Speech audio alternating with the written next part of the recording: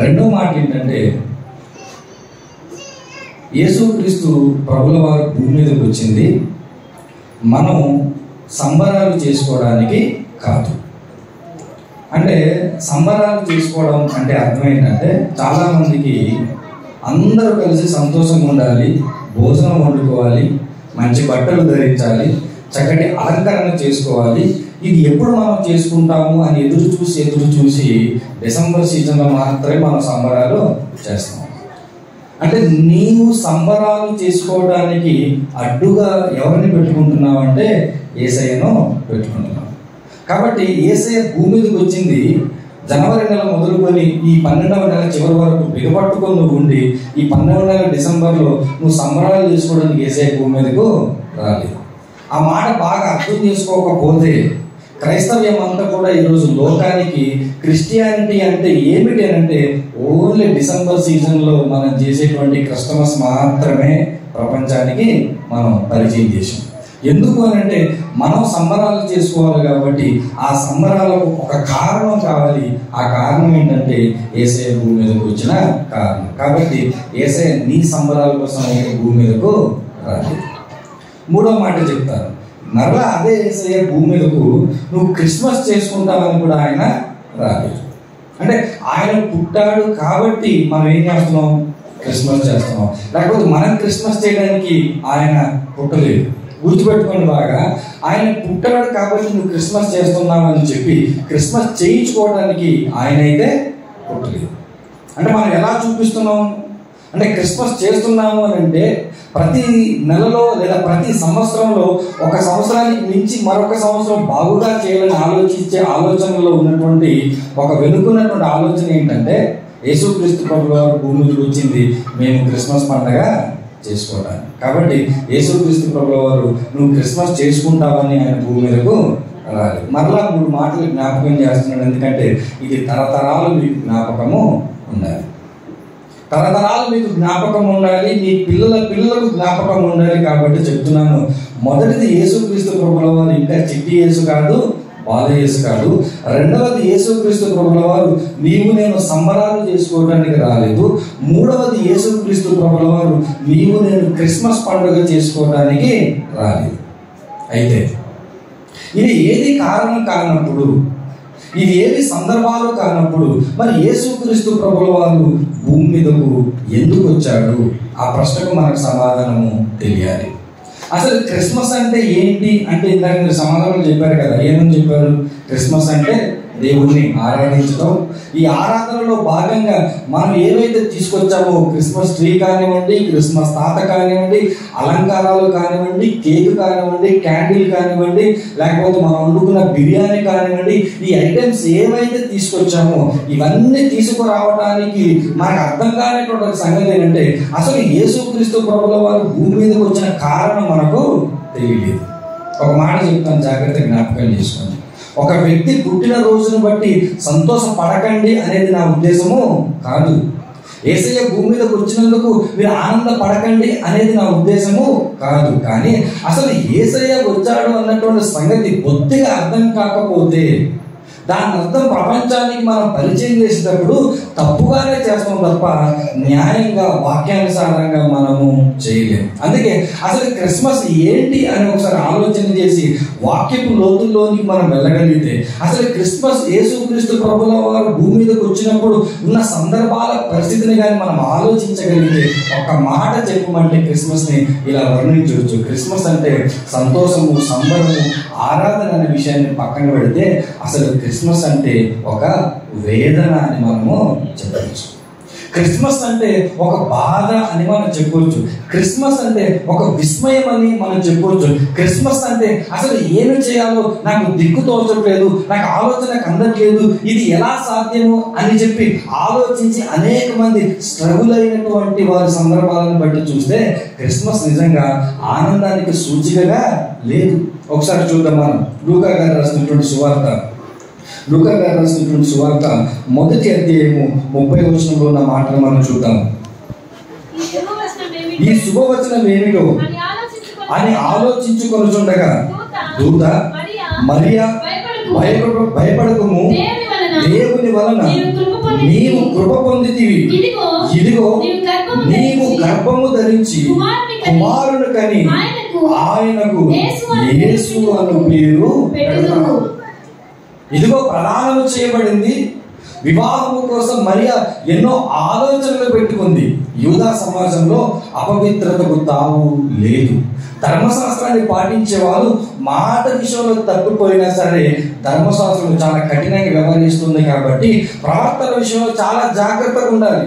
అలాంటిది ప్రదానం చేయబడిన మరియ దగ్గరికి దేవుని దూత వచ్చి మాట్లాడుతూ, నువ్వు గర్భం ధరిస్తావు, నువ్వు కుమారుడికి అంటావు, అతనికి పేరు పెడతావు. నువ్వు ఎలా గర్భం ధరిస్తావు అంటే వివాహం చేసుకోబోతున్న నీ భర్త వలన కాదు, పరిశుద్ధాత్మ వలన నువ్వు గర్భాన్ని ధరిస్తావు అనేటువంటి మాటలు చెప్పినప్పుడు మరియ పరిస్థితి ఏమిటో ఒక్కసారి మీరు ఆలోచించండి. పెళ్లి చేసుకోకుండా గర్భధారణ అనేది ఎంత కఠినమైనటువంటి విషయమో ఒక్కసారి మీరు ఆలోచించుకోండి. ఒక్కసారి వాక్యపు చరిత్ర మీకు తెలిస్తే పాత నిబంధన గ్రంథం నుంచి కొత్త నిబంధన గ్రంథం వరకు మధ్య దాదాపు 400 సంవత్సరాల కాలము దేవుని దగ్గర నుంచి ఎటువంటి సమాచారం కూడా ప్రత్యక్షంగా దేవదూతల ద్వారా దర్శనాల ద్వారా ప్రజలకు కలగలేనటువంటి సమయంలో ఒక దేవుని దూత వచ్చి మాట్లాడుతుంది. ఎవరితో తెలుసా? ఒక పాస్టర్ గారితో కాదు, ఒక యాజకురాలతో కాదు. ఇదిగో మాట్లాడుతుంది ఎవరంటే ఒక చిన్న కన్యకతో మాట్లాడుతుంది. యవ్వనంలో అప్పుడే యవ్వన ప్రాయంలోనికి వచ్చి వివాహం గురించి ఆలోచించుకొని వివాహం చేసుకున్న తర్వాత నా బ్రతికి ఇలా ఉంటుంది, నా భర్త ఇలా ఉంటాడు, నా అత్తమామ ఇలా ఉంటారు, సమాజంలో నా స్థితిగతులు ఇలా ఉంటాయి, నేను రేపు పొద్దున పిల్లల్ని కంటాను, నా పిల్లల్ని ఇలా పెంచుకోవాలి, నా భవిష్యత్తు ఇలా ఉండాలి అని చెప్పి ఎన్నో ఆశలతో ఉన్న మరి దగ్గరకు వచ్చి దేవుని దూత చెబుతున్న మాట శుభవచనం అంటే కాదది. శుభవచనము ఏమిటి అని ఈమె ఆలోచించుకుంటుందంట. ఇది శుభవచనం ఎలా అవుతుంది నా వివాహము కాకుండా? ఇది శుభవచనం ఎలా అవుతుంది నేను గర్భాన్ని ధరిస్తే నలుగురు ఏమనుకుంటారు, నా కుటుంబం ఏమనుకుంటుందని చెప్పి బాధపడుతున్నటువంటి ఒక ఆందోళన చెందుతున్నటువంటి మరియ జీవితాన్ని నువ్వు చూసి ఈరోజు సంతోషపడగలవా? అదే పరిస్థితిలో ఒకవేళ నువ్వు నేనుంటే దేవుణ్ణి అయినా విడిచిపెట్టి వెళ్ళిపోతాం, కానీ మరియలా మనం విధేయత చూపించగలమా అంటే విధేయత మనము చూపించలేము. మరియ జీవితంలో ఒక ఆందోళన ఉంది. ఇది ఎలా సాధ్యం ప్రభువా? దీన్ని ఎలా నేను ప్రజలకు తెలియపరచాలి? దీన్ని ఎలా నేను కాబోయే భర్తకు చెప్పాలి? ఎలా నా అత్తమామలకు తల్లిదండ్రులకు ఎలా చెప్పాలని ఒక ఆందోళన ఆ రోజు ఉంది. అదే ఆ రోజు అక్కడ ఉన్న క్రిస్మస్. ఒకసారి మీరు చూడండి, మత్తయి గారు రాసినటువంటి సువార్త ఈ సందర్భం జరిగిన తర్వాత జరిగిన పరిస్థితులు మనం చూస్తే మొదటి అధ్యాయము 19వ వచనాన్ని ఒకసారి మనం చూద్దాం. ఆమె భర్త అయిన యోసేపు నీతిమంతుడై ఉండి ఆమెను అవమానపరచునొల్లక రహస్యముగా ఆమెను విడనాడ వివాహము చేసుకోకుండా ముందే వారి వివాహ వ్యవస్థ ఏమైపోతుంది తెలుసా? బ్రేక్ అయిపోయే పరిస్థితి వచ్చింది. పెళ్లి పీటల దాకా కాదు, పెళ్లి మాటల తర్వాతనే పెళ్లి కాస్త ఇదిగో వివాహము కాస్త ఇదిగో ముందుకు వెళ్లాల్సినటువంటి వివాహము ఒకే ఒక కారణం చేత. ఆ కారణం ఏంటో తెలుసా? క్రీస్తు భూమి మీదకు రావాలి. ఆ కారణం చేత ఒక కుటుంబం కకావికలమైపోతుందన్న సంగతి నీకు తెలుసా? ఆ కారణం చేత ఒక ఇద్దరు నూతన యవ్వన కావలసినటువంటి దంపతుల యొక్క జీవితాలలో ఏమి చేయాలో పాల్పోయే పరిస్థితి ఉందని మీకు తెలుసా? ఇదిగో అతను అనుకుంటున్నాడంట, ఈ విషయం ఆ నోట ఈ నోట తెలిస్తే ఇదిగో నా పరిస్థితి ఏంటి, నా గురించి ఏమనుకుంటారు? ఒకవైపు మరి ఆలోచిస్తుంది, ఒకవైపు యోసేపు ఆలోచించుకుంటున్నాడు. మా జీవితాలు బయటికి వెళితే సమాజంలోకి వెళ్తే మా గురించి ఎవరెవరో ఏమనుకుంటారో అని చెప్పండి. ఏమనుకున్నాడు తెలుసా? ఎవ్వరికి చెప్పకుండా ఇదిగో ఆమెను నేను కంప్లీట్గా దూరపరుచుకోవాలనుకున్నాడు. ఎవరికి చెప్పకుండా కంప్లీట్ గా దూరపరుచుకోవాలనుకుంటున్నాడు అని ఆలోచించండి. మరియ ఎలా అయితే తన జీవితాల గురించి ఊహించుకుందో యోసేపు కూడా ఊహించుకొని ఉన్నాడా? ఇదిగో నాకు వచ్చే భార్య ఇలా ఉంటుంది, నా కుటుంబ పరిస్థితులు ఎలా ఉంటాయని ఇదిగో యోసేపు కూడా ఆలోచించుకున్నాడు. యోసేపు జీవితంలో కూడా పెళ్లి కాకుండా ముందే పెళ్లి బ్రేక్ అయ్యే పరిస్థితి వచ్చినప్పుడు యోసేపు మనసులో ఎటువంటి ఆలోచనలు ఉంటాయో ఒకసారి మీరు ఆలోచించండి. ఆయన ఏం చేస్తున్నాడు అంటే 20వ వచనంలో చూస్తే ఈ సంగతులను గురించి అతను ఆలోచిస్తున్నాడు. అటు మరియా ఆలోచిస్తుంది, నాకు దగ్గరికి వచ్చినటువంటి వర్తమానం ఏంటని. ఈ వర్తమానము యోసేపు దగ్గరికి వెళ్ళిన తర్వాత యోసేపు మరలా ఆలోచిస్తున్నాడు, ఈ సంగతులు ఏంటి, చూడటానికి విడ్డూరంగా ఉన్నాయి, చూడటానికి ఆశ్చర్యకరంగా ఉన్నాయని వారు ఆలోచిస్తున్నారు. దేని గురించి ఆలోచిస్తున్నారు తెలుసా? యేసుక్రీస్తు ప్రభుల వారిని భూమి మీదకు ప్రవేశపెట్టడం విషయంలో, యేసుక్రీస్తు ప్రభుల వారిని భూమి మీదకు ఆహ్వానించిన విషయంలో నూతన దంపతులు ఆలోచిస్తున్న ఆలోచనలు ఎలా ఉన్నాయో తెలుసా? ఆనందంగా అయితే అసలు లేనే లేవు. ఒక మాట మీరు చెప్పండి, ఈరోజు అనేక స్థలాలలో అనేక విధాలుగా ఎన్నెన్ని క్రిస్మస్ రోజు పుట్టుకొచ్చాయి. ఒకప్పుడు ఒకే ఒక క్రిస్మస్ ఉండేది.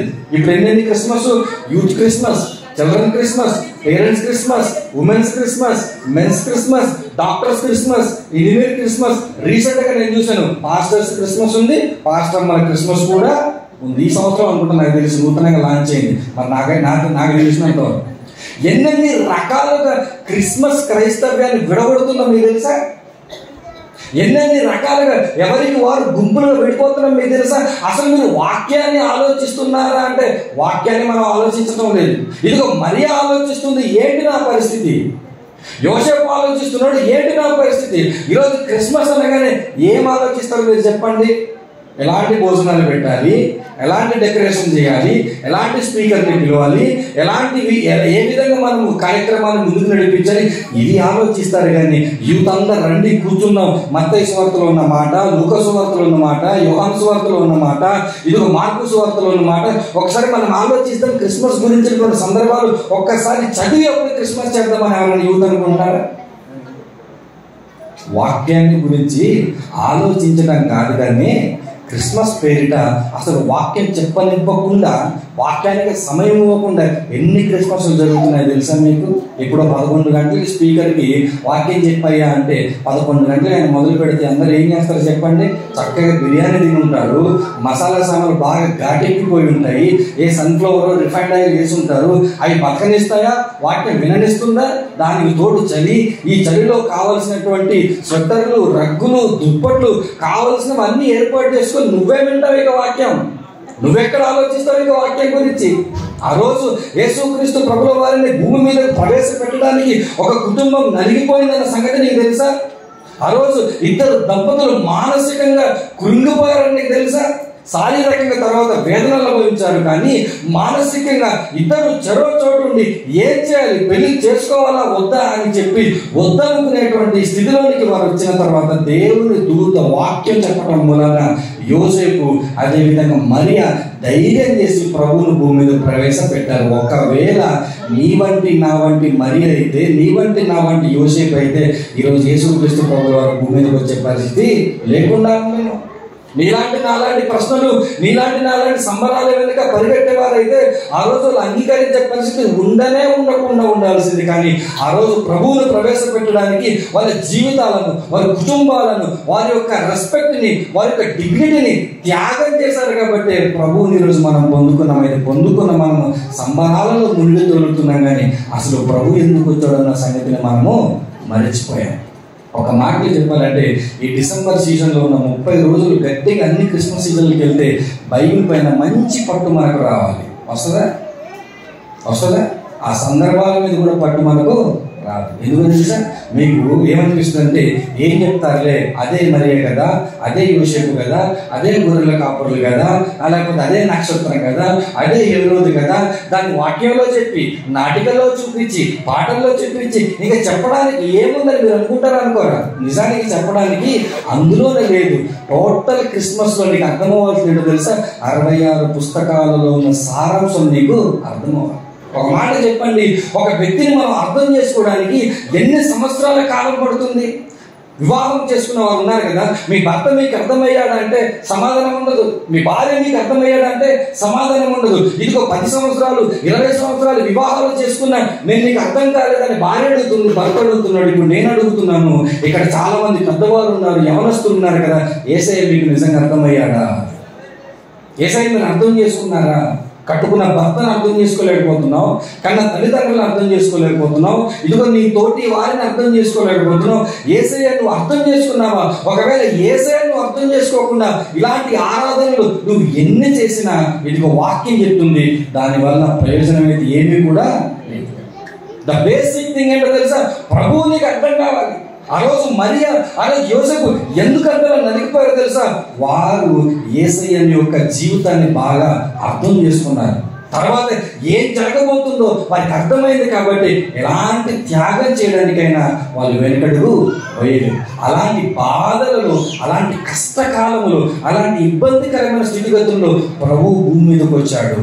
వచ్చిన ప్రభువు ఏం చేస్తున్నాడో తెలుసా? ఒక్కసారి చూద్దాం. మనం లూకా గారు రాసినటువంటి సువార్త 3వ అధ్యాయం, లూకా గారు రాసినటువంటి సువార్త 3వ అధ్యాయం 23వ వచనాన్ని ఒకసారి మనం చూద్దాం.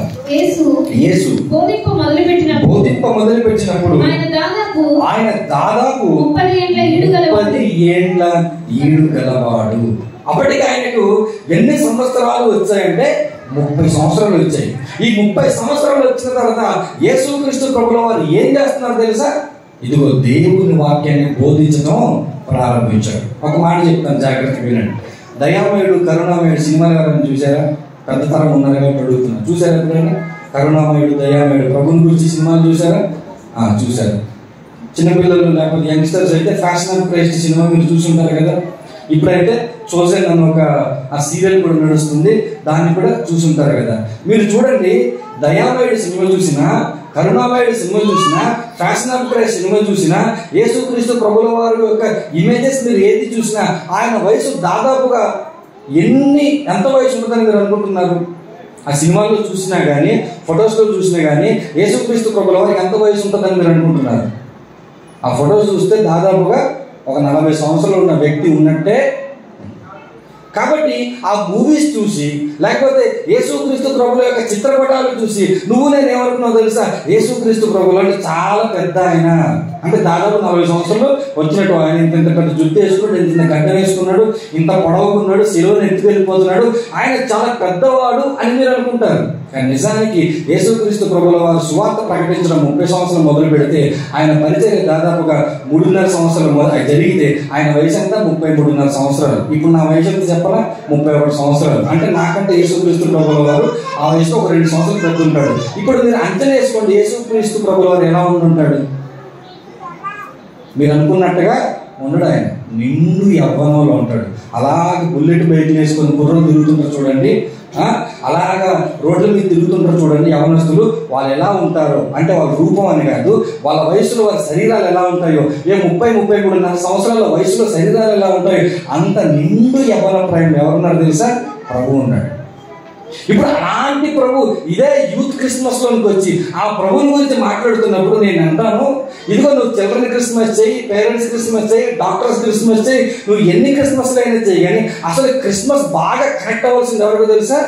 యూత్ కనెక్ట్ అవ్వాలి. ఎందుకంటే యేసుక్రీస్తు ప్రభుల వారి వయసు 33.5 సంవత్సరాలు చనిపోయింది. ఆయన మంచి యవ్వనంలో ఉన్నప్పుడు చనిపోయాడు కాబట్టి కనెక్ట్ అవ్వాల్సింది ఎవరికి తెలుసా? బాగా యవనస్తులు కనెక్ట్ అవ్వాలి. ఇప్పుడు నేను అడుగుతున్నాను, యవనస్తులకు బాగా కనెక్ట్ అయ్యాడు ఆయన? ఈరోజు యవనస్తులు బాగా యేసుక్రీస్తు ప్రభువుల వారిని స్తుతించి, ఆరాధించి, ఘనపరిచి ఆయన కొరకు పరిచయం చేయడం నిలబడుతున్నారు యవనస్తులు?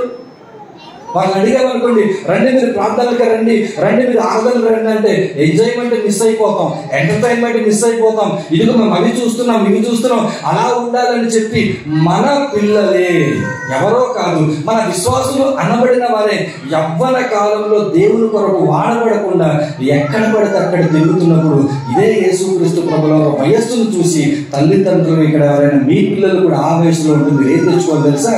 సిగ్గు తెచ్చుకోవాలి. 33.5 సంవత్సరాల ప్రభు మీ ముందర నిలబడి 30 సంవత్సరాలు వచ్చేసరికి ఆయన ఏం చేస్తున్నాడు తెలుసా? వాక్య పరిచయం చేస్తున్నాడు. ఆయన వాక్యాన్ని చెప్తున్నాడు.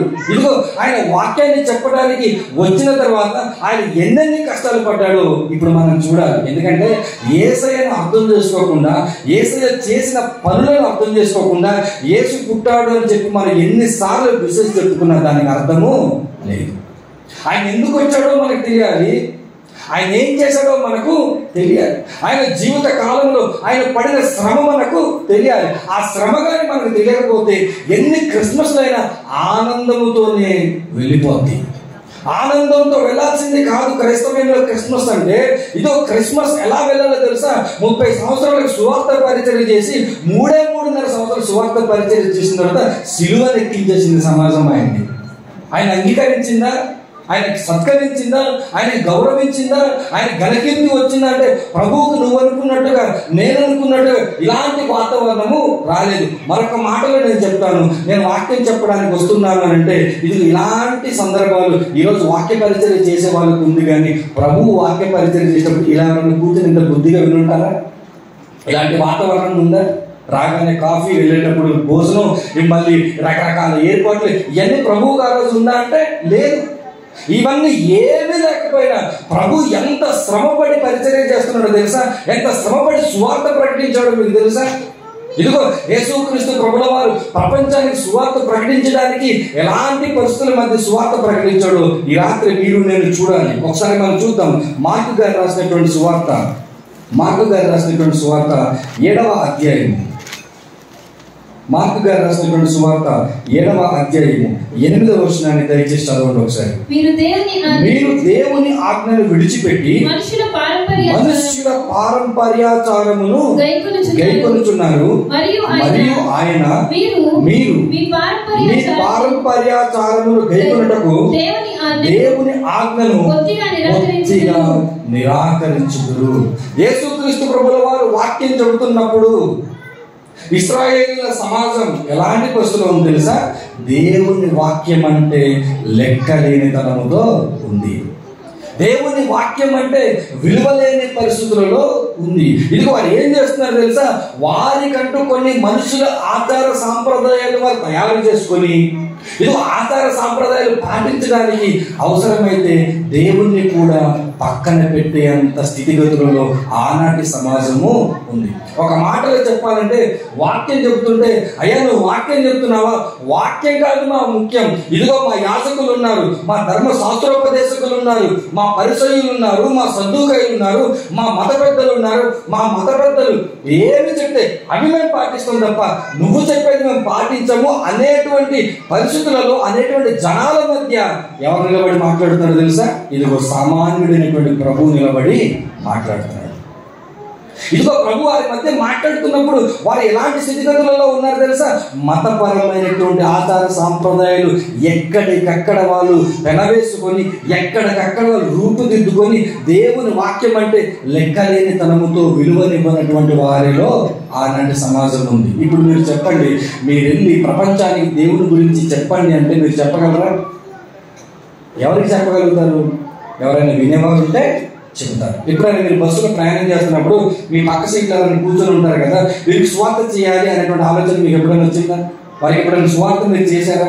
మీరు ఎక్కడైనా కాలేజీలో చదువుకుంటున్నప్పుడు, లేదా ఆఫీస్లో వర్క్ చేసుకుంటున్నప్పుడు, లేదా మీరు ఎక్కడైనా గృహాల్లో కూడుకుంటున్నప్పుడు ఒక స్వార్థ తెలియని వారికి ప్రభువుని గురించి మీరు చెప్పాలని మీరు అనుకుంటారా? అనుకోరు. ఇదిగో ప్రభువుని గురించి అలాంటి సందర్భాల్లో చెప్పరు. కానీ ఎలాంటి సందర్భాల్లో చెప్తారో తెలుసా? ఇదిగో ఇలా అందరూ వింటుంటే నాకు కూడా అవకాశం వచ్చాక నేను కూడా వాక్యం చెప్తానని చెప్పి ఇలాంటి చోట అయితే వస్తారు.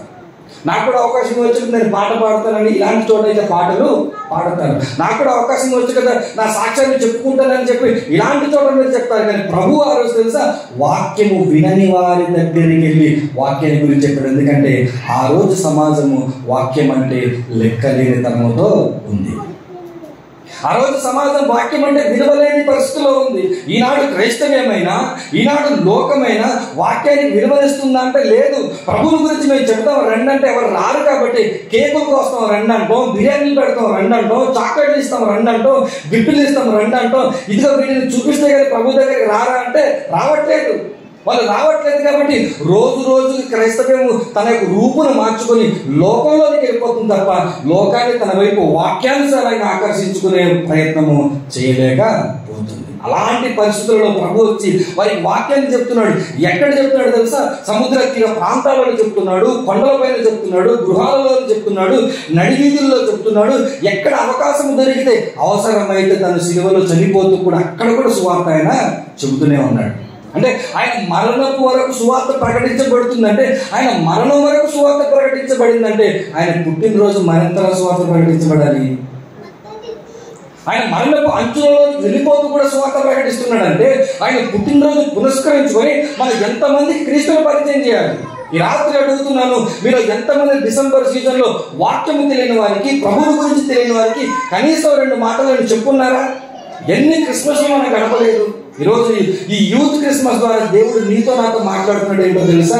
ఇదిగో యవనస్తులారా, లేకపోతే పెద్దలారా, ఇదిగో వాక్యానికి విలువనివ్వటువంటి సమాజం లోకంలో ఉంది, వాక్యానికి విలువనివ్వనటువంటి క్రైస్తవ్యం కూడా ఒకవైపు ఉంది. అలాంటి వారి మధ్యగా 33.5 సంవత్సరాల వయసున్న ప్రభువుని నిలబెట్టుకుని దేవుడు అద్భుత రీతిగా వాక్యాన్ని ఆయన ద్వారా ప్రకటించినప్పుడు అదే ప్రభువుని ఆరాధిస్తున్న నీవు, అదే ప్రభువుని పూజిస్తున్న నీవు, అదే ప్రభువుని కొనియాడుతున్న నీకు నాకు దేవుడు ఇస్తున్న బాధ్యత ఏంటో తెలుసా?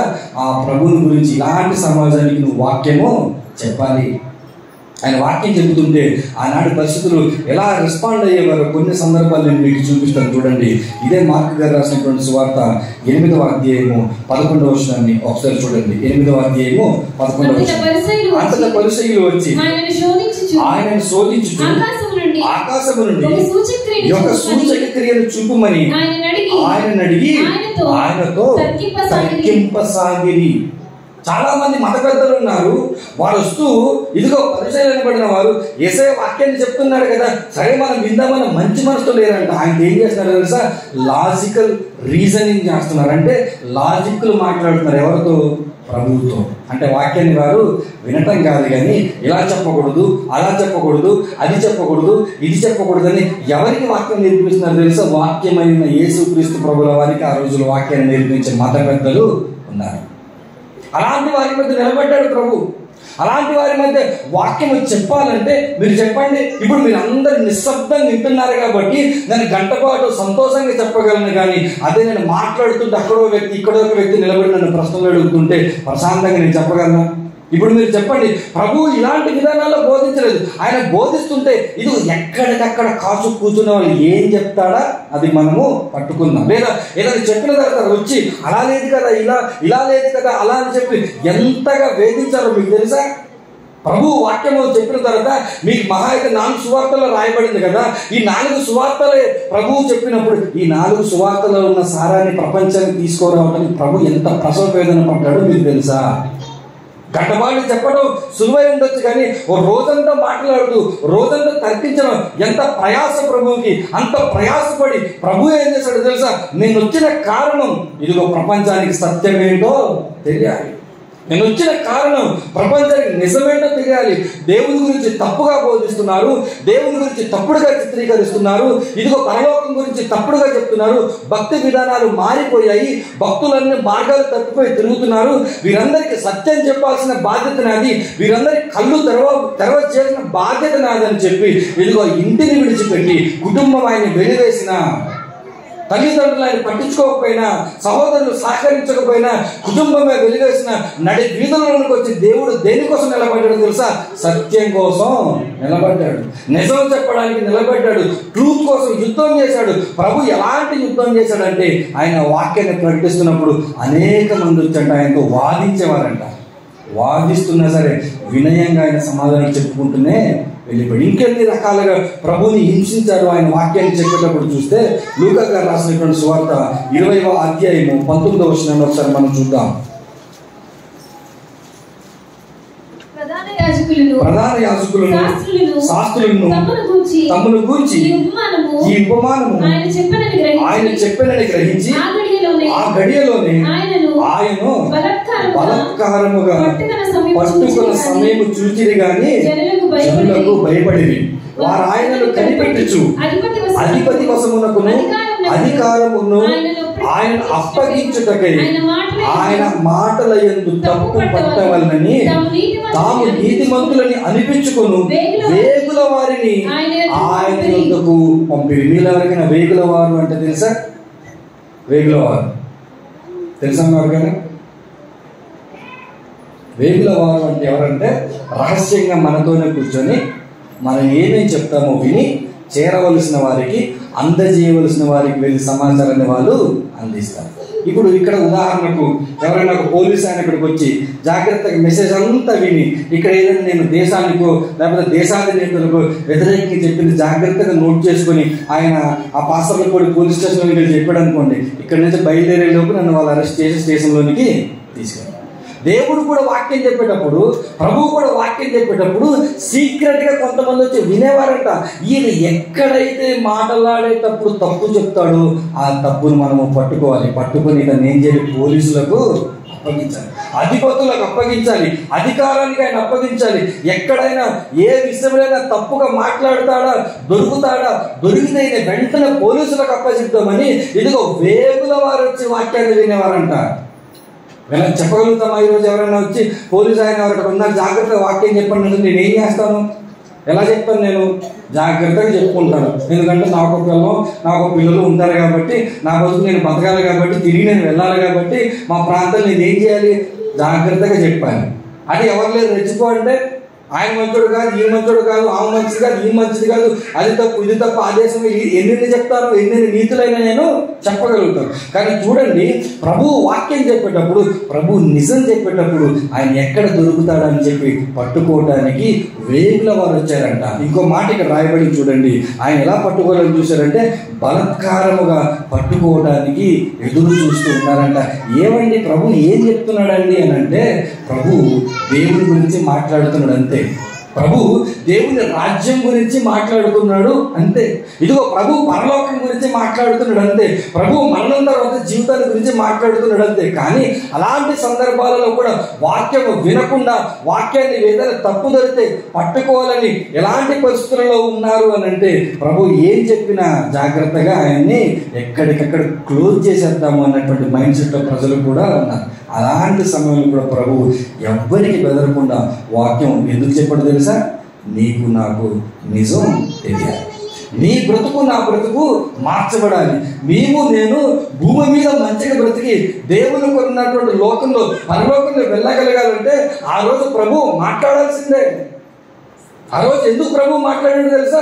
ఆ రోజు ప్రభు మాట్లాడకపోతే ఈరోజు నీ స్థితి నా స్థితి ఇలా ఉండేదే కాదు. ఈరోజు నువ్వు సౌఖ్యంగా బ్రతకడానికి, ఈరోజు నువ్వు దేవుని స్తుతించడానికి, ఈరోజు నువ్వు గొప్పగా ఉండడానికి, ఈరోజు నువ్వు సంతోషంగా ఉండడానికి, ఆ రోజు మరియా యోసేపు ఎలాగైతే పెళ్లి కాకుండా ముందు ఆందోళన చెందారో, 30 సంవత్సరాలు వచ్చిన తర్వాత పరిచర్య మొదలు పెట్టిన తర్వాత ప్రభు ఇదిగో కాసర్లపూడి గ్రామంలో ఉన్న నీ కొరకు, నా కొరకు, నీ బ్రతుకు కొరకు, నా బ్రతుకు కొరకు కొన్ని వేల సంవత్సరాల క్రితం ఆయన వాక్యం చెప్పడానికి వచ్చిన తర్వాత ఏం తప్పు చెప్తాడా, లేదా ఆయన వాక్యం చెప్పిన తర్వాత నువ్వు చెప్పింది తప్పు అని చెప్పి మాటల్లో ఎన్ని రకాలుగా హింసించినా వాటన్నిటిని తట్టుకొని వాక్యాన్ని ప్రకటించి ఆయన వెళ్ళిపోయాడు.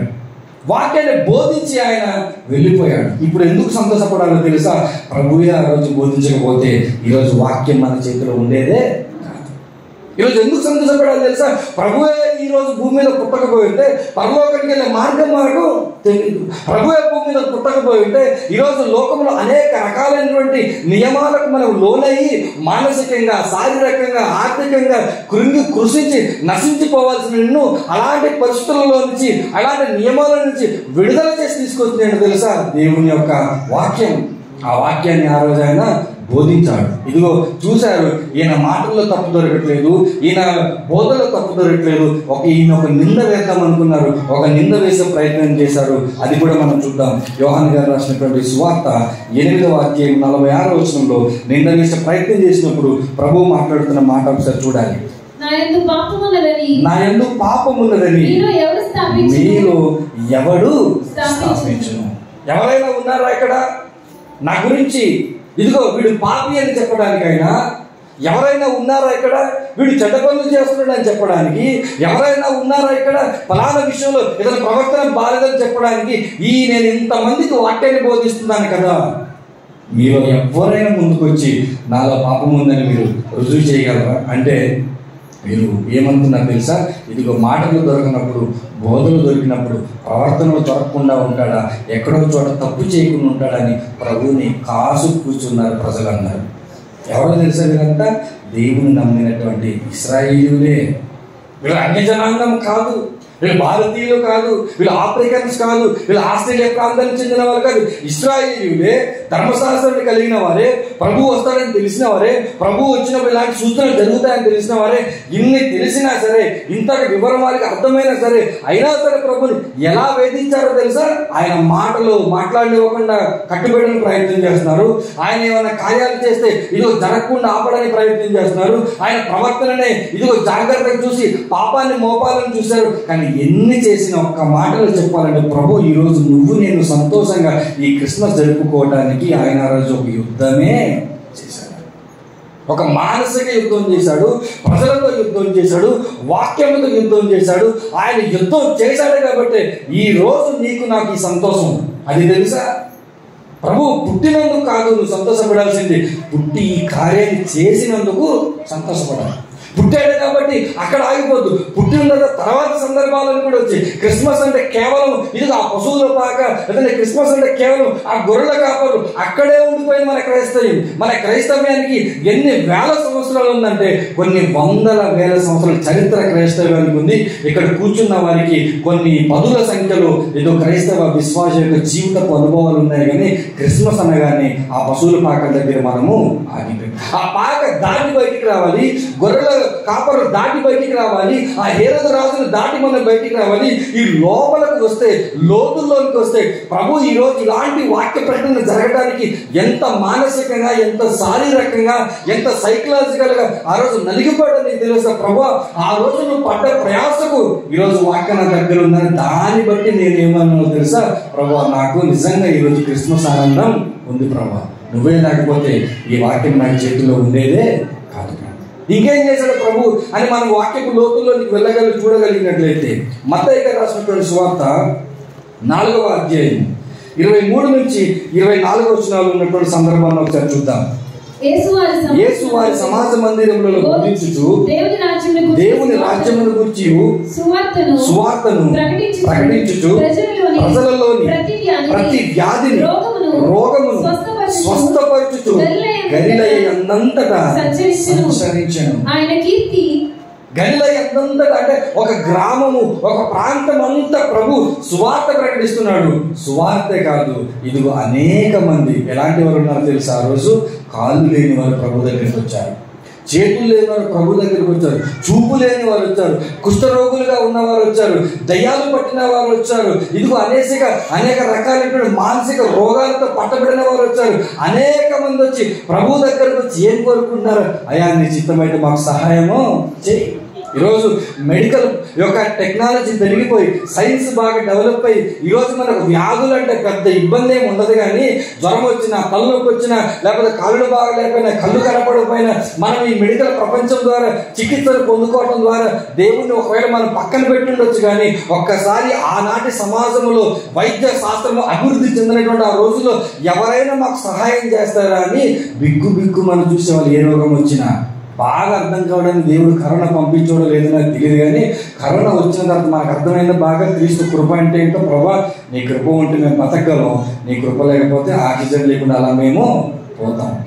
ఇప్పుడు నువ్వు కరోనా వస్తే నీకు ఎంత ఇబ్బందిగా ఉండేదో ఆ రోజు కుష్ఠరోగం అంత ఇబ్బంది ఉండేది. ఆ రోజు కాళ్ళు లేని వారి పరిస్థితి అలా ఉండేది, కళ్ళు లేని వారి పరిస్థితి అలా ఉండేది, లేకపోతే చేతులు లేని వారు, మూగవారి పరిస్థితి. అంటే ఏదైతే ఇబ్బందులతో ప్రభు దగ్గరకు వచ్చారో వారందరూ కూడా ఎక్కడైనా మాకు ఆదరణ దొరకదా, ఎక్కడైనా మాకు సహాయం దొరకదా, ఎవరైనా మాకు స్వస్థపరచరా అని ఎదురు చూస్తున్నటువంటి ఆ రోజుల్లో ప్రభు వచ్చి ఏం చేస్తున్నాడు తెలుసా?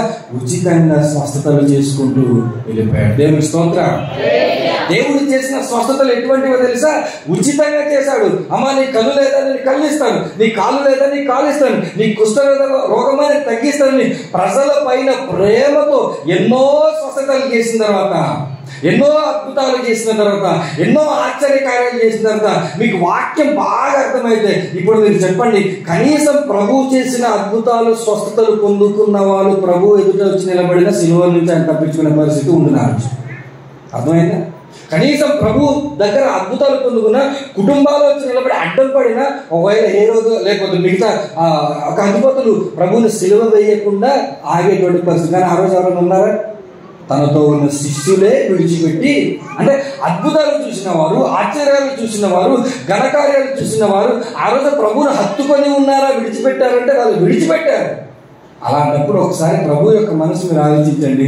ఎన్నెన్ని కార్యాలు చేశాను కానీ ఈరోజు నాకు ఎవరు లేరు, ఇదిగో నా ద్వారా మేలు పొందిన వరకు నాకు ఎవరు లేరు. ఒంటరి వాడైపోయాడు ప్రభు ఆ రోజు.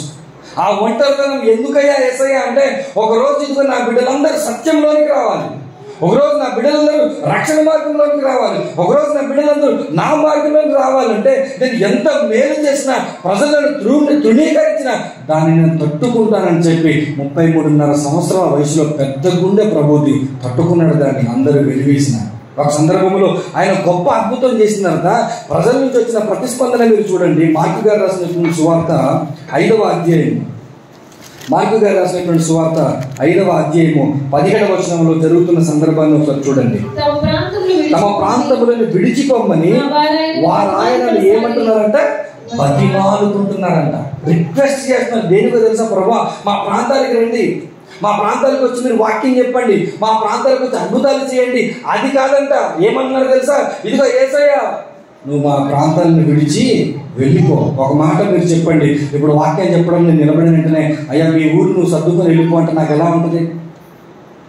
మీ ఊరు నువ్వు వెళ్ళిపో, నువ్వు మా వాక్యం చెప్పొద్దంటే ఎలా ఉంటుంది నాకు?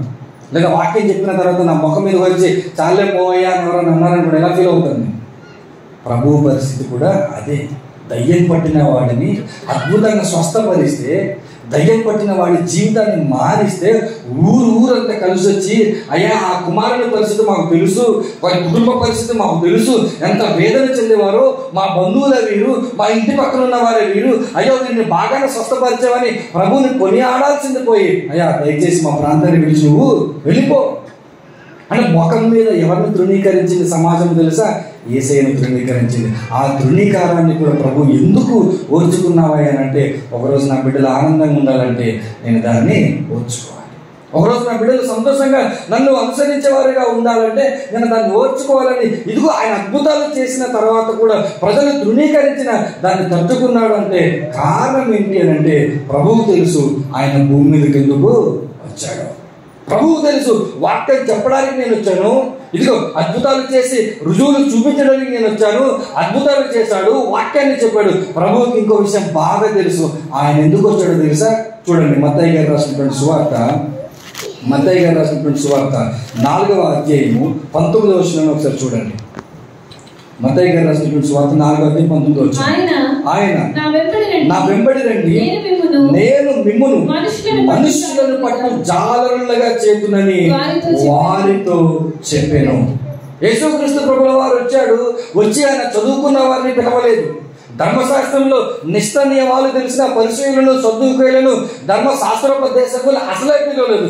ఎవరిని పిలిచాడు తెలుసా? అలా తీర ప్రాంతానికి వెళ్ళి చదువు లేకుండా అలాంటి తీర ప్రాంతాలకు వెళ్ళి చేపలు పట్టుకునే జాలరులను. ఎప్పుడైనా చూసారు జాలరులు ఎలా ఉంటారు? జాలరిపేట అలాంటి ప్రాంతానికి మీరు వెళ్ళారా? మరి ఎలా ఉంటారు? నీట్గా వైట్ షర్ట్ వేసుకుని, ప్యాంట్ వేసుకుని, ఇన్షర్ట్ వేసుకుని ఉంటారా వాళ్ళు? వాళ్ళ కుటుంబాలు, వాళ్ళ గృహాలు ఎలాంటి పరిస్థితుల్లో ఉంటాయి? చాలా సామాన్యమైనటువంటి కొంతమంది అయితే ఆ పడవల్లోనే జీవితాన్ని వాళ్ళు కొనసాగిస్తుంటారు. అలాంటి వారిని దేవుడు ఎందుకు పిలిచాడో తెలుసా? ఇదిగో ఇప్పటివరకు మీరు చేపలు పట్టుకున్నారు, ఇప్పుడు మీరు ఏం పట్టాలో తెలుసా? మనుషులను పట్టు జాలరులుగా చేస్తున్నారు. అంటే యేసుక్రీస్తు ప్రభువుల వారు భూమి మీదకి వచ్చినటువంటి కారణంలో కారణం ఏంటో తెలుసా? ఆర్డినరీ పీపుల్ని తీసుకొని, సామాన్యులను తీసుకొని ఎక్స్ట్రాడినరీ పీపుల్గా మార్చడం ఆయన పని. అని ఏం చేశాడు తెలుసా? సామాన్యులను తీసుకున్నాడు, సామాన్యులను పిలుచుకున్నాడు, అసామాన్యులుగా వారిని మార్చేశాడు. ఒకరోజు వారి అసామాన్యమైనటువంటి స్థితిని చూసి ఈ రోజు ప్రపంచం కాదు, ఆ రోజు ప్రపంచం నివ్వెరపోయింది. వీరు జాలరులు కదా. చూడండి అపోస్తల కార్యంలో ఉన్న మాట మనం చూడగలిగితే నిజానికి ఎంత ఆశ్చర్యం అంటే, ఇదిగో తోమా భారతదేశానికి వచ్చాడనో, లేకపోతే పౌలు గారు మిగతా ప్రాంతాలు పరిచయం చేశాడనో, వాళ్ళు గొప్పవాళ్ళు అని అనకుండా ముందే ప్రభువు చనిపోయి వెళ్ళిపోయిన కొద్ది రోజుల్లోనే ఈ శిష్యుల గురించినటువంటి సాక్ష్యం ఏంటంటే 4వ వచనం అపోస్తల కార్యములు 13వ వచనాన్ని చూద్దాం. 4వ అధ్యాయం అపోస్తల కార్యములు 13వ వచనాన్ని ఒకసారి చూద్దాం. వారు పేతురు యోహానుల ధైర్యమును చూసినప్పుడు వారు విద్య లేని పామరులని గ్రహించి ఆశ్చర్యపడి వారు యేసుతో కూడా ఉండిన వారిని, దేవునికి స్తోత్రం, వారు ఎవరితో ఉన్నవారంట? యేసుతో ఉన్నవారు. వారు ఆర్డినరీ పీపుల్, సామాన్యులు. కానీ యేసుతో ఉన్న తర్వాత వాళ్ళు ఎలా మారిపోయారు తెలుసా? ఎక్స్ట్రాడినరీగా వాళ్ళు మారిపోయారు, అసామాన్యులుగా వారు మారిపోయారు. వారిని చూసినప్పుడు అరే వీరు చేపలు పట్టుకునేవారు కదా, వీరంటే ఇలా మాట్లాడగలుగుతున్నారు, వీరంటే వాక్యాన్ని ఇలా బోధిస్తున్నారు, వీరికి ధర్మశాస్త్రం అందుబాటులో లేదు, వీరికి సరైన ట్రైనింగ్ లేదు, మరి ఎలా వీరు బోధించారంటే ప్రభు భూమి ఉన్న 3.5 సంవత్సరాల కాలము చదువు లేని వారిని ఎలా నిలబెట్టాడు తెలుసా? గొప్ప గొప్ప బోధకులుగా తయారు చేసే ప్రభువు నిలబెట్టాడు. దేవుని స్తోత్రం. అంటే దేని బట్టి సంతోషపడాలి తెలుసా? ఈరోజు అసామాన్యులే మనం, మనం దేని పనికిరాని వారు, అల్పులము, అయోగ్యులము. కానీ ఈరోజు ఎలాంటి ఘనత ఇచ్చాడో తెలుసా మనకి? మనం కట్టుకున్న గృహాలు చూస్తుంటే, మనం కట్టుకున్న వస్త్రాలు చూస్తుంటే, మనం వేసుకున్న బంగారాలు చూస్తుంటే, మన పిల్లల చదువులు చూస్తుంటే, వారి ఉద్యోగాలు చూస్తుంటే, వారి స్థితిగతులు చూస్తుంటే, అయ్యో క్రైస్తవం ఈరోజు ఇంతగా డెవలప్ అవ్వడానికి కారణం ఏంటో తెలుసా? ఒకప్పుడు యేసుక్రీస్తు ప్రభువుల వారు భూమి మీదకి వచ్చి ఇదిగో వాక్యాన్ని బోధించినప్పుడు తృణీకరించినా అంగీకరించాడు, స్వస్థతలు చేసినప్పుడు అంగీకరించకపోయినా ఆ పరిస్థితిని ఆయన అంగీకరించాడు. ఇదిగో సామాన్యులను కొంతమందిని తీసుకున్నాడు, రాత్రి పగలు వారికి దేవుని యొక్క భక్తిని నేర్పించి, ప్రార్థనను నేర్పించి, వాక్యాన్ని నేర్పించి, సువార్త పరిచయం ఎలా చేయాలో బోధించి, అవన్నీ చేసిన తర్వాత ఇదిగో ప్రభు భూమి మీదకు వచ్చి నిలబడి ఇదిగో చేసిన ఘనకార్యం అంతా ఏంటో తెలుసా? ఈరోజు క్రిస్మస్లో నువ్వు ఆనందపడాలంటే ప్రభు ఆ రోజు ఆ యొక్క పనులన్నీ చేయాలి. అలాంటి ప్రభు ఈరోజు ఈ యూత్ క్రిస్మస్లో నిలబడి ఇక్కడున్న యూత్ అందరితో అడుగుతున్న ఒక ప్రశ్న, 33.5 సంవత్సరాల వయసులో అంత అద్భుతాలు ఆయన చేయగలిగితే, అంతటి వాక్యాన్ని ఆయన ప్రకటించగలిగితే, అంతటి అద్భుతాలు ఆయన చేయగలిగితే, సామాన్యులను తీసుకొని ఎక్స్ట్రాడినరీగా మార్చగలిగితే, ఈరోజు క్రైస్తవ యువతరాన్ని చూసి ఇదే ప్రభు, అదే 33.5 సంవత్సరాల నా వయసున్న ప్రభు నిలబడి ఒకవేళ మీలో ఎవరైనా సరే నేను కోరుకున్నట్టుగా ఉన్నారా అని అడిగితే, ఏ సంఘంలో నుంచైనా కనీసం 10 మందిని నిలబెట్టి ఇదిగో ప్రభు కోరుకున్న యువతరం మీద చూపించగలమా? ఈరోజు లోకంలో ఉన్న పరిస్థితులను మనం చూడగలిగితే, తెలంగాణ రాష్ట్రంలో ఒక న్యూస్ పేపర్లో వచ్చినటువంటి సంగతి నేను చెప్తాను, జాగ్రత్తగా వినండి. ఒకరోజు ఉదయాన్న తల్లి లేచింది, జాగ్రత్తగా వంట చేసింది. వంట చేసిన తర్వాత కుమారుడికి క్యారేజ్ కట్టాలి, క్యారేజ్ కట్టింది. క్యారేజ్ కట్టి అమ్మ కాసేపు ఇక్కడ ఉండమని చెప్పి వాడు బయటికి వెళ్ళాడు. ఒక బాటిల్ తీసుకొచ్చాడు. బాటిల్ తీసుకొచ్చి తల్లి అతని యొక్క చెల్లి హాల్లో ఉన్నప్పుడు కిచెన్లోకి వెళ్ళాడు. ఆ బాటిల్ తీసుకెళ్ళి ప్రెషర్ కుక్కర్లో ఉన్నటువంటి అన్నంలో బాటిల్ పోశాడు. మరలా కుక్కర్ బిగించేశాడు, వెళ్ళిపోయాడు, జాబ్కి వెళ్ళిపోయాడు, స్విచ్ ఆఫ్ చేసుకున్నాడు. వారి తల్లి తర్వాత తను ఫోన్ చేస్తుంది, స్విచ్ ఆఫ్ ఉంది. తర్వాత ఆడియో మెసేజ్, ఈవినింగ్ అతను మొబైల్ ఆన్ చేశాడు. ఆడియో మెసేజ్ ఏముందో తెలుసా? అరే నాయన, నువ్వు తీసుకెళ్ళిన క్యారేజ్ అన్నం తినమాకరా, అన్నంలో ఏదో కలిసింది, దానివల్ల ఇదిగో మీ చెల్లికి నాకు వాంతులు కలిగింది, ఇదిగో వాంతుల వల్ల మన పక్కింటి వారు మమ్మల్ని హాస్పిటల్కి తీసుకెళ్లారని చెప్పి ఒక వాయిస్ మెసేజ్ ఉంది. తర్వాత ఇంటికి వచ్చాడు. ఇంటికి వచ్చిన తర్వాత ఇంటి దగ్గర ఏమున్నాయో తెలుసా? తల్లి మృతదేహం ఉంది, చెల్లి మృతదేహం ఉంది. ఇంతకీ ఆ ప్రెషర్ కుక్కర్లో కలిపిందేమో తెలుసా? పాయిజన్ తీసుకెళ్ళి కుర్రోడు కలిపాడు. సరే చనిపోయారు కదా అని చెప్పి పోలీసులు కేసు దర్యాప్తు చేసుకుని ఏంటి కథ, ఎందుకు చనిపోయాడని ఇంటరాగేషన్ చేయడం మొదలు పెడితే అప్పుడు వాడు చెప్తున్నాడు, నిక్క పొడిచేటువంటి సమాధానం చెప్పాడు. ఏంటో తెలుసా? నా చెల్లి పెళ్లి కోసం నా తల్లి 20 లక్షల రూపాయలు అకౌంట్లో దాచింది. ఇప్పుడు వీళ్ళిద్దరు పోతే ఆ 20 లక్షలు ఎవరికి? నాకే. అరే 20 లక్షలతో నువ్వు ఏం చేస్తావురా అంటే, నేను క్రికెట్ బాగా చూస్తాను, నాకు క్రికెట్ అంటే ఇష్టం. ఈ క్రికెట్ చూడగా చూడగా చూడగా ఇదిగో నా ఫ్రెండ్స్ అంతా 500 రూపాయలు బెట్టింగ్ వేశారు, 5,000 రూపాయలు పొందుకున్నారు, 5,000 రూపాయలు బెట్టింగ్ వేశారు, 50,000 పొందుకున్నారు. మరి నేను కూడా బెట్టింగ్ వేస్తే నాకు కూడా లాభం వస్తారు కదా అని చెప్పి నా తల్లిని అడిగితే నా చెల్లెంటే డబ్బులు ఇవ్వాలి కదా, వీళ్ళు పోయారంటే 20 లక్షలు నా చేతికి వస్తే బెట్టింగ్ వేసి నేను డబ్బు సంపాదిస్తానని చెప్పి బెట్టింగ్ వేయడానికి ఎవరిని చంపేశాడు తెలుసా? తల్లిని చెల్లిని చంపేశాడు. ఇది కాదా యువతరం బయట ఉన్నది. ఈరోజు బయట ఉన్న యువతరము త్రాగుడు ఎలా తాగుతున్నారు తెలుసా? ఇదిగో బయట యువతరాల గురించి వదిలేయండి. యూత్ క్రిస్మస్లు చేసేవారు తాగి క్రిస్మస్లు చేస్తున్నారు తెలుసా? వేదికల మీద కూర్చున్న వాళ్ళు తాగున్నారు, ఆర్గనైజ్ చేసే వాళ్ళు తాగున్నారు, ఓటప్ చెప్పే వాళ్ళు తాగున్నారు. అసలు యూత్ అందరూ తాగి క్రిస్మస్లు చేస్తున్నారు. ఎవరికైనా నువ్వు క్రిస్మస్ చేసేది, ఎవరి కోసం నువ్వు క్రిస్మస్ చేసేది? పేరుకి యూత్ క్రిస్మస్ అని పెడుతున్నావు కానీ నువ్వు తాగొస్తావా? సేవకులు తిరిగి ఫోన్ చేసి వాక్యం చెప్పడానికి వచ్చిన తర్వాత అరే యూత్ అంతా తాగున్నారు, అలాంటి వారి మధ్యకి వెళ్ళి వాక్యాన్ని అవమానపరిచేమో అని చెప్పి బాధపడుతున్నారు వచ్చిన స్పీకర్. సరిదిద్దలేరా పెద్దవాళ్ళు, సరిదిద్దలేరా సంఘ పెద్దలు, సరిదిద్దలేరా సేవకులు అంటే సరిదిద్దలేనటువంటి స్థాయిలో యవనస్తులు వెళ్ళిపోయారు. ఎందుకో తెలుసా? సండే స్కూల్ అయిపోయిన తర్వాత మినిమం వాక్యాన్ని చదువుతారా? సండే స్కూల్ అయిపోయిన తర్వాత మినిమం ప్రార్థన కూడికలకు వస్తారా? సండే స్కూల్ అయిపోయిన తర్వాత అసలు వాళ్ళకి భక్తి జీవితం అలవాటు పడుతుందా? లేదు. కాబట్టి వాళ్ళు ఏం చేస్తున్నారు తెలుసా? ఇష్టానుసారంగా లోకములో వారికి నచ్చినట్లుగా బ్రతికి ఇదిగో లోకములో ఉన్నటువంటి ప్రేమ వ్యవహారాలలో పడి, ఇదిగో బాగా చెప్తున్నాను, బాగా ఫ్లట్టింగ్ అంటే యూత్కి బాగా ఫ్లట్టింగ్ అంటే తెలుసు కదా మీకు, బాగా మాట్లాడగలిగి అమ్మాయిని పడగొట్టగలిగే వాళ్ళు ఎవరో తెలుసా? క్రైస్తవ యూత్ మాత్రమే. ఎందుకంటే వీళ్ళకి చిన్నప్పటి నుంచి మనం మైకిల్స్ అలవాటు చేస్తాం. సండే స్కూల్లో వాక్యాలు చెప్పి సండే స్కూల్లో పాటలు పాడి వీళ్ళు బాగా అలవాటు పడతారు కాబట్టి ఈ మైకులు తీసుకొని మాట్లాడగలిగిన వీరంతా లోకంలోని కంటే స్కూల్కో కాలేజ్కి వెళ్ళిపోయిన తర్వాత ఇక్కడ స్కిల్ అంతా అక్కడ ఉపయోగిస్తారు. ఒక పాటలు పాడి బాగా పాపులర్ అయిన ఒక ఆయన ఉన్నాడు, పేరు చెప్పనులేండి. మొదట ఆయన ప్రపంచానికి తెలిసిందే క్రైస్తవ పాటలు పాడి, కానీ తర్వాత ఆయన ఎక్కడికి వెళ్ళిపోయాడు? సినిమాలకు వెళ్ళిపోయాడు. సినిమాలో అవకాశాలు రాకపోతే మళ్ళీ నాకు వచ్చి తండ్రి దేవ అని ఒక పాట పాడితే ఆ పాట కింద కామెంట్లో క్రైస్తవ సిస్టర్స్ ఎలా పెట్టినారు తెలుసా?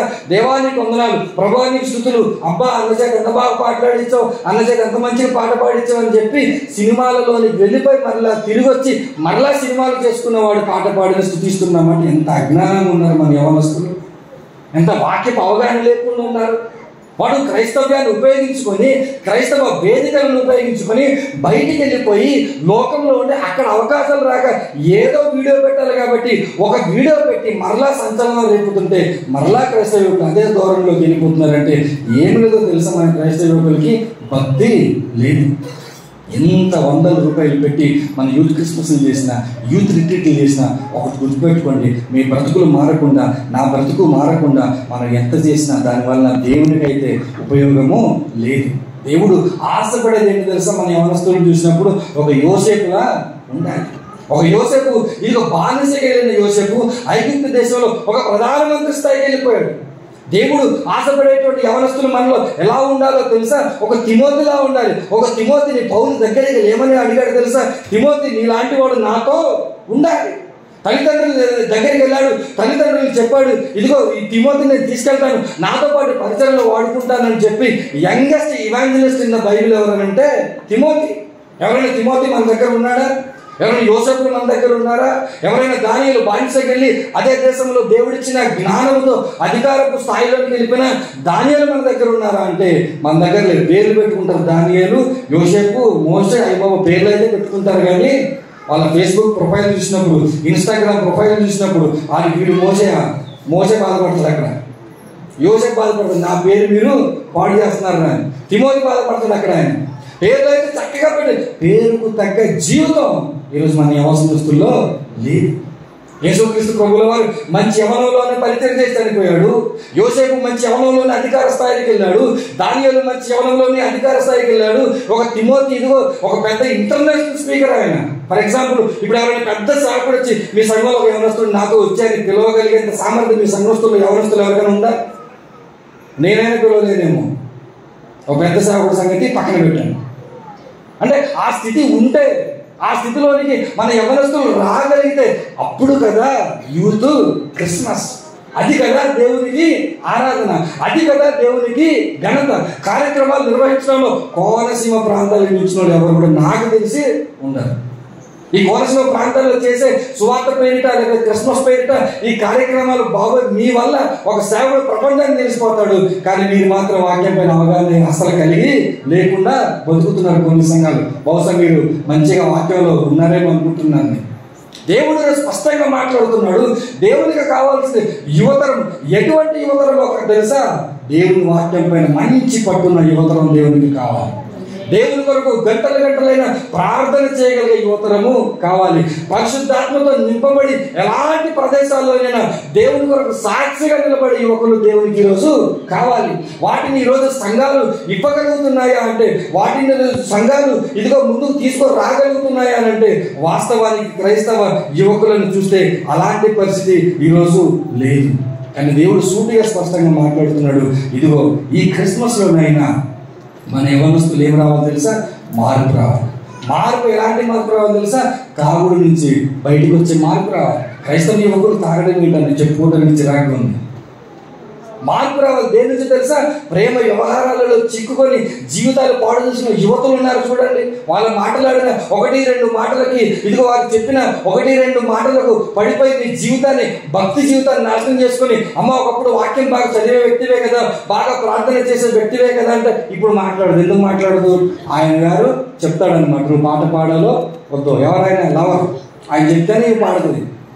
అని చెప్తే వాక్యము చదువుతుంది. ఇప్పుడు కంట్రోల్ అంతా ఒకప్పుడు క్రీస్తు దగ్గర ఉంది. ఆ కంట్రోల్ అంతా తీసుకెళ్ళి ఎవరికి ఇస్తుంది? ఒక లవర్కి ఇస్తుంది. వాడు ఒకరోజు ఉన్న పదంగా నిన్ను నడి రోడ్డుని విడిచిపెట్టి వెళ్ళిపోయినప్పుడు, యేసయ్యా నువ్వు నాకు కావాలయ్యా, నువ్వే కావాలయ్యా, నువ్వు లేకపోతే నాకు ఎవరు లేరయ్యా, అప్పుడు వచ్చి నువ్వు పాడతావు పాట. నీ బతుకంతా పోయినాక నువ్వు వచ్చిన పాడినా పాటకు అర్థము లేదు, నీ జీవితం మట్టుకు. కాబట్టి దేవుడు మాట్లాడుతున్నాడు, ఇదిగో మన యువతరం దేని నుంచి బయటకు రావాలి తెలుసా? ప్రేమ వ్యవహారాల నుంచి బయటికి రావాలి. మన యువతరం దేని నుంచి బయటకు రావాలి తెలుసా? ఇదిగో క్రికెట్ అన్నో వాలీబాల్ అన్నో అలాంటి మోజులు పడి డబ్బులు పెట్టి నష్టపరుచుకొని కుటుంబాలను నాశనం చేస్తున్న ఈ క్రైస్తవ యువతరము, అలాంటి యువతరం బయటికి రావాలి. ఒక ఆయన క్రిస్మస్కి వెళ్ళి వాక్యం అంతా అయిపోయిందంతా ఓట్ ఆఫ్ థ్యాంక్స్ చెప్పడానికి వచ్చాడు ఒక యవనస్తుడు. నిలబడినప్పుడు ఆయన ప్యాంటు చూస్తే కళ్ళు నాకు కనబడట్లేదు, అప్పుడే నాకు కనబడి కళ్ళద్దాలు ఉన్నాయి. కళ్ళద్దాలు వేసుకొని చూసినా ప్యాంటు కింద ఎంత ఉందో తెలుసా? ఇది మొత్తం ఏముంది? లేదు, బట్టలేదు, ఇదంతా బట్టలేదు. అలాంటి వ్యక్తి వచ్చి అయ్యగారికి వందనాలు, అమ్మగారికి వందనాలు ఇచ్చి అలాంటి వ్యక్తి చేత వందనాలు చెప్పించుకోవడం కూడా దరిద్రమే నాకు తెలిసి. కనీసం ఆ రోజైనా మంచి ప్యాంట్ వేసుకుని రావచ్చుగా, లేదంటే ఆ టెంట్ హౌస్ సామాన్లు ఒక ముక్క కోసి కుట్టించుకొని రావచ్చు కదా ఆ రోజైనా. ఆ రోజు కూడా చిరిగిపోయిన ప్యాంట్ వేసుకొచ్చి నువ్వు వందనాలు చెప్తావు. నీ కటింగ్ చూస్తే ఇటో కిలోమీటర్ అటో కిలోమీటర్ హైవే ఉంటుంది అన్నమాట. నువ్వు వచ్చి ఏం చేస్తున్నావు? నువ్వు వచ్చి ఏం చేస్తావు? తార వెళ్ళి నన్ను పాడబడుతావు. తార నీకు ఎలగాలి. ఇక్కడికి వచ్చి వెళ్ళింది అనుకోండి, ఈ ఉన్న పోర్షన్ కూడా గాలికి ఎగిరిపోదు. వీటన్నిటి ఎంకరేజ్ చేస్తున్న వాళ్ళని ఎవరంటే మనమే. దేవుడు మాట్లాడుతున్నాడు, అలాంటి ఫ్యాషన్ కల్చర్ నుంచి ఎవరు బయటికి రావాలి తెలుసా? మన క్రైస్తవ యువతరము బయటికి రావాలి. అలా ఒకవేళ రాగలిగితేనే ఇదిగో మనం ఎన్ని యూత్ క్రిస్మస్ తీసుకున్నా ప్రభు ఆనందిస్తాడు. ఒక్క మాటలో చెప్పాలంటే యేసుక్రీస్తు ప్రభుల వారు భూమి మీదకి రావడానికి ఒక కుటుంబం నలిగిపోయింది. యేసుక్రీస్తు ప్రభుల వారు భూమి మీదకి వచ్చిన తర్వాత ఆయన నలిగిపోయాడు. ఆయన నలిగిపోయిన తర్వాత తదనంతరము శిష్యులు, వారి కుటుంబాలు నలిగిపోయాయి. ఈరోజు సేవకులు కూడా మీ మధ్య పరిచయం చేయాలంటే వాళ్ళు నలిగిపోతున్నారు. ఇంతమంది నలిగిపోతుంటే నీకు ఆనందం ఎక్కడి నుంచి వస్తుంది? నీకు సంతోషం ఎక్కడి నుంచి వస్తుంది? నీకు కేరింతలు ఎక్కడి నుంచి వస్తుంది? ఇంతమంది నలిగిపోతుంది ఎందుకో తెలుసా? నీ బ్రతుకు మార్పు కోసం. నిజమైన క్రిస్మస్ ఎప్పుడో తెలుసా? నువ్వు మారినప్పుడు. మీ అమ్మ నాన్న క్రైస్తవులు అయిపోదు కాదు తమ్ముడు అన్న, మీ అమ్మ నాన్న ఇంకో తరతరాలకి సంఘానికి సంఘ పెద్దలు అయితే కాదు క్రిస్మస్. నిజమైన క్రిస్మస్ ఎప్పుడంటే నీ బ్రతుకు మారినప్పుడు. నిజమైన క్రిస్మస్ ఎప్పుడో తెలుసా? నువ్వు బ్రతుకు మారిన తర్వాత నువ్వు వచ్చి దేవుని సంఘంలో పరిచర్య చేస్తావు చూడు, అప్పుడు నిజమైన క్రిస్మస్. మారకుండా ఎంతో మంది పరిచర్యలు చేస్తున్నారు, పనికిరాని పరిచర్య, అది దేవుని దృష్టిలో. నిజమైన క్రిస్మస్ ఎప్పుడో తెలుసా?